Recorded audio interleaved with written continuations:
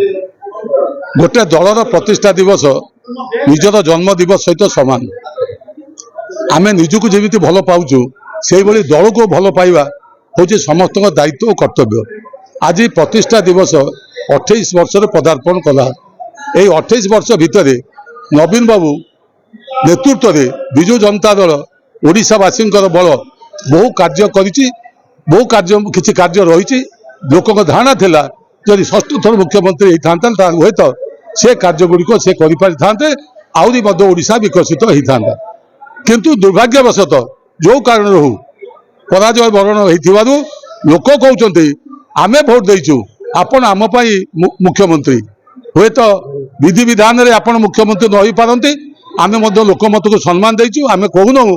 जे लोकमत जहाँ आमे भूल है कि ठीक है लोक विचार करेंगे किंतु नवीन बाबू जो परामर्श देते आमे आजिका बैठक रे आजिका प्रतिष्ठा दिवस रे सबु कर्मी संकल्प नहीं जे आमे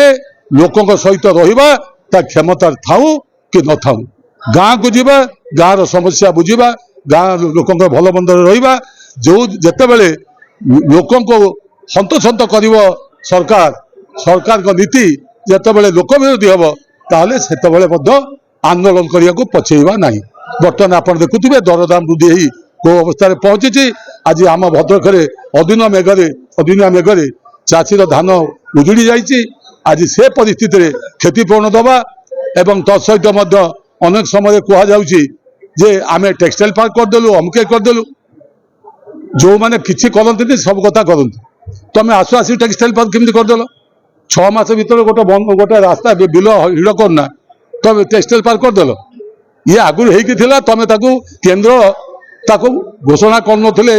जो इंडियन ऑयल कॉर्पोरेशन से जेहेतु मेन मुख्य